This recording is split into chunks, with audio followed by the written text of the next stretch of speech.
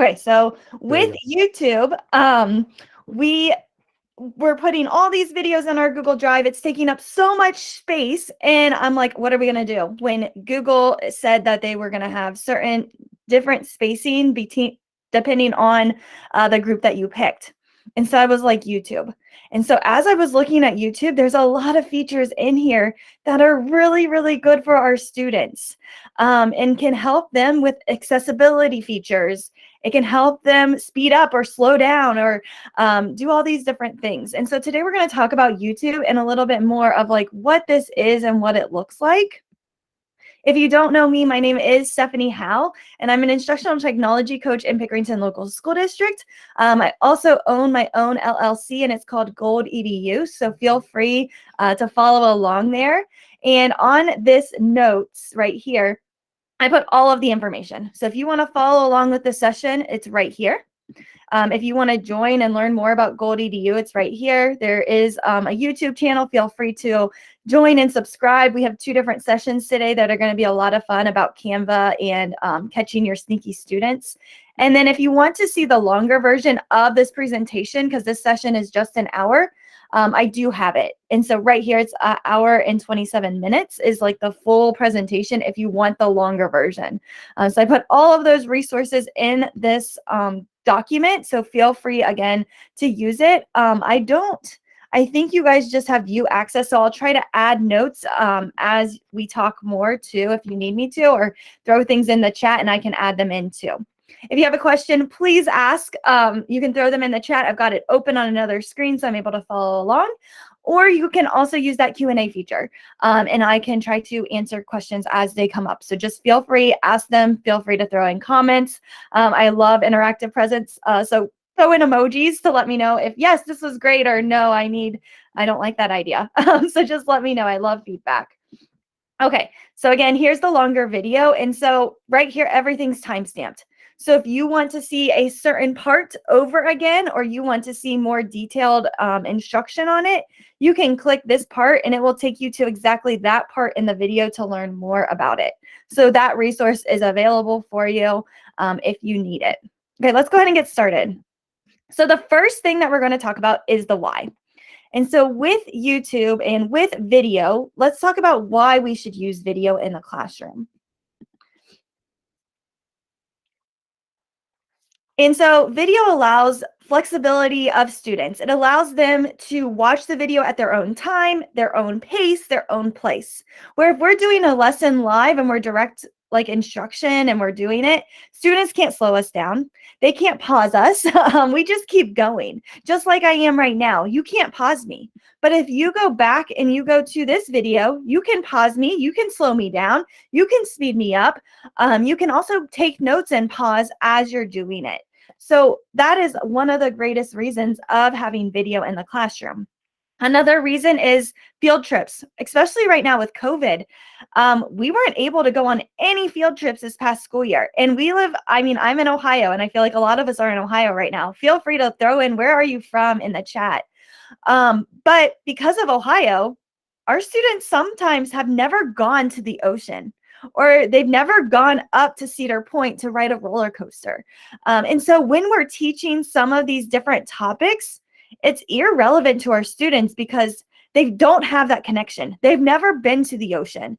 And for example, I had students that in 3rd grade, I was like, okay, you're going to write a descriptive writing piece about the ocean and what you see. And my students struggled because some of them never have been to the ocean.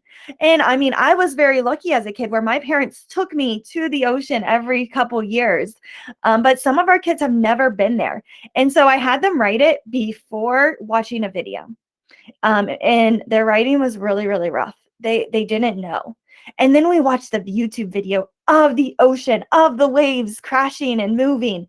And their writing went up a couple grade levels. It was more descriptive. They were able to explain how those waves were moving. They were able to explain the sun and how it was setting over the ocean. They were able to explain the sand and how it might feel.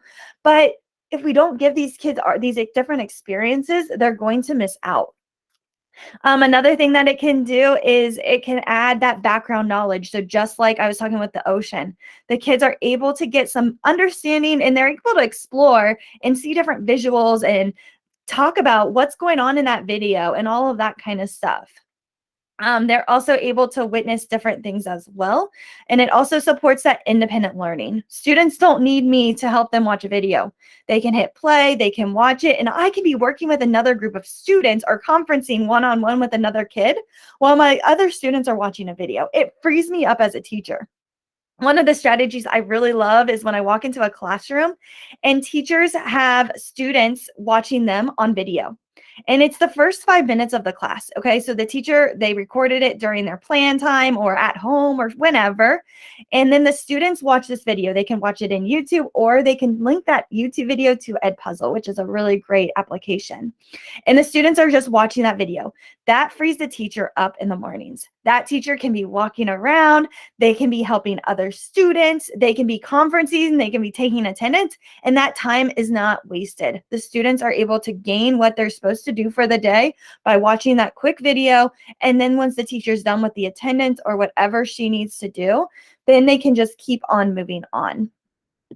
Right here are just some instructional strategies that can be supported with video. So like scaffolding, making it interactive. And we're going to talk about different ways that we can make video interactive in the session today, talking about like questioning, planning, and predicting using classroom discussion. So lots of different reasons of why video can be so important in the classroom. The next thing is we're going to talk about creating content. And so right here, you can create content using Loom, Screencastify, or WeVideo. My favorite is Screencastify. It's pretty quick. Let me know in the chat which one's your favorite. Do you prefer using Loom, Screencastify, or WeVideo? I just have the free version of Screencastify, and it reminds me to keep my videos short because if I didn't have that, I would talk on and on forever. I don't know if anyone else has that same problem like I do, but I just love that because then it comes up, a little pop-up, and I'm like, oh, I need to keep going and go through it. Yeah, Screencastify is one of those that we have. It looks like Screencastify is the most favorite. Yeah, WeVideo is more intense than Screencastify. And so what it does is it allows you to edit your videos. So if you wanted to add like text in or something like that, you can do that as well. Yes, Screencastify is so quick, and that's why I love using it. So since you guys know how to use it, it looks like I'm not going to give a tutorial on how to use it, but that is the one that I prefer, and a lot of teachers do as well. So what you want to do when you, yeah, it is discounted for teachers, so don't pay the full price. I totally agree with that comment in the chat. There is, just click there's like an educator tab if you do buy it. I think it's $29, and then like originally it's like $50. So make sure you get that discounted price if you are wanting to get the price. But again, I like the free version because it reminds me keep my videos short and going. And yes, Loom is also free too for educators. You have to like fill out some verification that you're an educator, but it was pretty easy.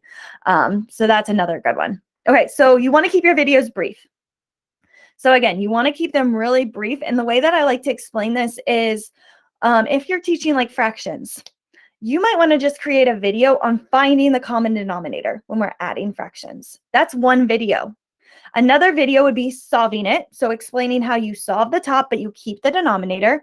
And then the third video might be reducing the fraction. That's 3 different videos.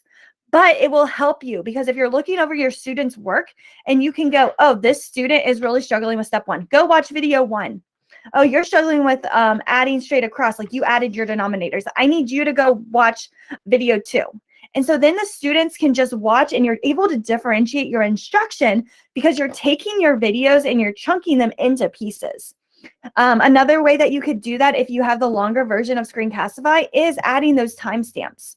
So just like I added these timestamps into my video, I could do a whole full video if I have the full version of Screencastify. And then all I have to do is quickly add, and these don't take much time at all. I can just go in and add these little timestamps, and I put step 1, step 2, step 3, and then I can tell my students, go watch 10 minutes and 40 seconds, just that part of the video. And these are called chapters. And so they open up on the side, and then they make them really easy for the kids to click through. So I love to timestamp my videos because, again, kids can go in and they can just click and they can watch just the part that they need. Some students already know how to change the denominator, so they don't need that part of the video. They can go on and watch the next part to learn the next piece of that. Or if you're in the writing process and you're explaining how to create a paragraph and you have your opening, your thesis, and then you've got the body. Maybe some students have mastered that thesis. They don't need that. They just need the body part. So again, using those timestamps to really help your students be able to do that. Weeding, take anything that is not relevant. So anything that's irrelevant, you can weed it out of your video. Your students don't need it. And then you want to segment it. So you want to chunk that information into shorter videos with those natural pauses. You want to single and use like any virtual clues, like highlight information if you can. You want to do any audio and videos or visuals that you can add to, contrasting colors for accessibility reasons. And then you want to use maybe several short videos over a long one. Okay, so those are just some of the things to remember when you're creating videos. And there's different ways in Google that you can kind of do this. And so like, for example, if I was doing signaling right here, I can copy this and I can like highlight this part and I bolded it. Okay, so it stands out to your learners what they need to learn. Another thing that you could do that I it doesn't take a whole lot of time is I take this slide and I duplicate it, because a lot of times teachers are creating screencasts and I might do keeping it brief on one slide. And then here, I'm going to just take it away, keep it like that. And so then you're able to quickly talk about your ideas. And I could even get rid of this, and you're kind of creating like a stop motion version of your video. And so then I could talk Loom, Screencastify, we video, keep it brief, weeding. See how it's just that focus on that screen? That can also help your students by reducing some of that clutter that they might see of all that text. Adding visuals again. If I wanted to, I could maybe add like something here to help them with weeding. So again, just taking your slide, like I usually create this slide, write it all out, and then I just duplicate it and I remove whatever I need, and then I just change the order. And that just, again, it can help by just focusing in on that topic for that video. It also makes it a lot easier to go in and add timestamps for your videos, because then you can just watch and you're like, oh, that's when I talked about this. Oh, I changed the screen, so that's when I talked about that. And that's a really huge time saver tip. Okay. Again, let me know if you guys have questions in the chat, or how is it going so far. The next thing we're going to talk about is uploading our videos. Okay. So I'm going to go ahead. Screencastify was kind of our choice. So I'm going to go ahead and click Screencastify. I'm going to hit microphone, webcam, and I'm also going to do these drawing tools.